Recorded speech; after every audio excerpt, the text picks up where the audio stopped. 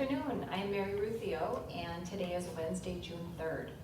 Greetings to all residents, staff, family members, and other watching. Marvin is not with us today. As you can see, he is at home taking on some projects, but wanted to send his care. First, I want to do our COVID-19 update.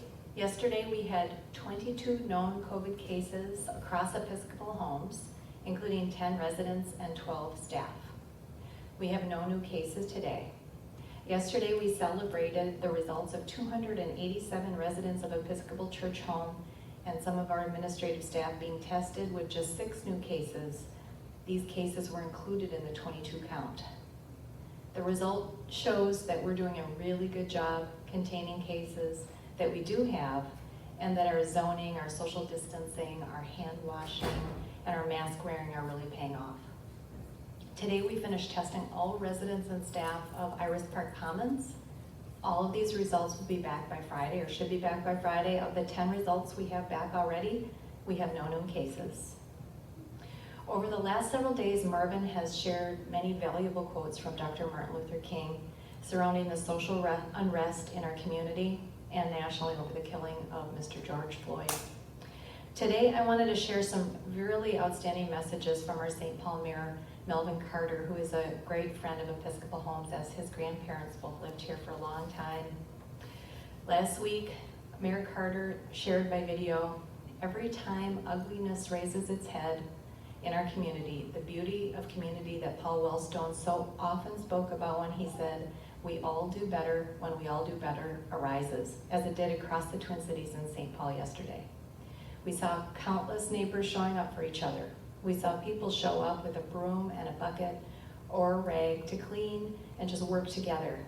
They aren't cleaning their brother's shop or their uncle's store. They were just coming to help each other clean up our city. I think that's pretty powerful. Melvin went on to note, over the last several months, as a community, we shared the same togetherness by staying home, and that we've honored our stay-at-home orders, and that has really helped keep us all healthy and safe in St. Paul. Melvin has continued to share a message of unity and power that our collective energy can hold at a community level. He was on CNN too this weekend, continuing a message of patience, hope, unity, and the collective impact we can have. He said, "This energy that we've seen consuming our country, it's like an atomic energy. It could either tear us apart at the seams, or it could bring us together, frankly, in ways we've never been together." I understand that George Floyd's memorial will be held tomorrow from 1 to 3 in Minneapolis. Because of that, Marvin's message will be at 1:30, but it will be abbreviated, and I want you all to be aware that if you miss it, you can catch it on our website or on Facebook at any time. Finally, today we have a guest. Our volunteers here on our campus and in our community, working hard since early March, are a great example of the hope and impact that comes when people work together to support a community. With us today to share a message of that collective impact that our volunteers have had here at Episcopal Homes is our Volunteer Program Director, Stacy Dunn. Welcome, Stacy. Best wishes to all of you for a great day.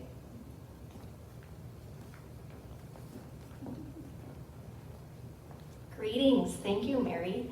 I'm happy to be here to talk about our wonderful volunteers who have stepped up in droves over the last couple of months. We've had some pretty big changes in our volunteer department.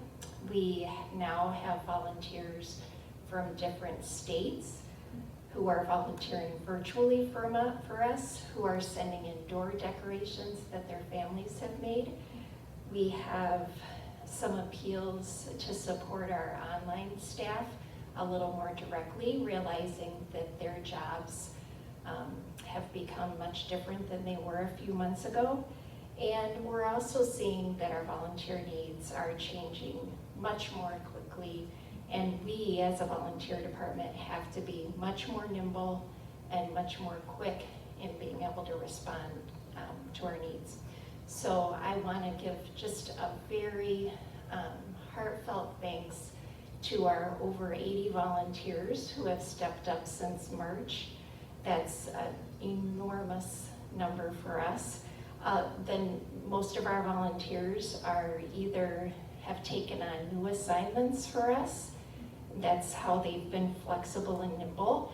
Or some of those volunteers, the majority of those volunteers actually are brand new to us. And so we just welcome you into and hope that you continue to volunteer with us.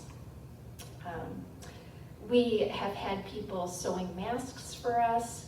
We've had people joining in to be phone companions to make sure that our residents are feeling socially connected. And we also just have appreciated so much all of the good wishes that have come with our volunteers. Just to a person, every one of our volunteers who's engaged with us has sent their love to me to send on to Episcopal homes, and that spirit we just couldn't live without, and we just appreciate that so much from you. Our needs right now, even though we have quite a few people volunteering for us, we would love to see at least 40 more people engaged with us by the end of the month. My goal has been to have 120 people kind of in the mix for us, because that's really the number that we need to begin meeting our resident needs. So we have lots of ways that you can contribute. We have our phone companions, so if you're willing to just once a week or whenever it works for you, pick up the phone and touch base with somebody. It might be an ongoing relationship, or it might be somebody who is in quarantine for a couple of weeks for COVID who needs an extra check, just an extra person to make sure things are going okay for them. So we have lots of opportunities there. We have providing emergency funds for us, so those funds could go to things like making sure residents have groceries, buying iPads to keep our residents safe and feeling connected, being able to access our active social calendar that we still have going on. And we also have lots of other opportunities for maybe providing a COVID basket for somebody who's gone into isolation with maybe some phone chargers or things to do, playing cards, that sort of thing. We also have a nice activity right now that even if you're like me, not the craftiest person in the world, you could join us to make, I don't know if you can actually see this, but this was made by one of our wonderful volunteers, Heather.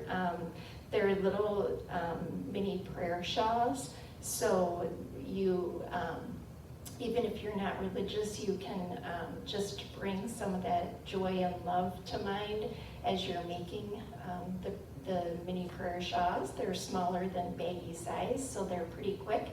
You can sew a quilt, you can knit or crochet. We have patterns on our website, and that is lovely for our spiritual life committee to actually be able to give sort of that tangible reminder to people that they're thought of and that they're loved and part of our community. We are looking for groups who would be willing to adopt a household with us. And as we said earlier, we need to be nimble and flexible. So if a group of 5 to 15 people would take on a small group of our residents and our staff, we can give needs out as they come, and the group can do what they can. You're not obligated to respond to every need and email that we send out, but what catches your interest, you can contribute to us. And lastly, we have our never-ending need for masks and personal protective equipment. We just are so grateful. Every single mask has been like gold to us. We've collected over 3,000, and we are just so grateful for everybody that's contributed. If you're interested in getting more information about anything that I've talked about today, you can look for on our website, click on the heart, ways to get involved, ways to contribute, and we'd love to have you on board. We are hoping that people contact us before they drop things off, because we're trying to keep visitors to a minimum, so my email and my phone number are on there. So thank you for everything that our volunteers have done for us, and hope to see some new faces soon too. All right, thank you.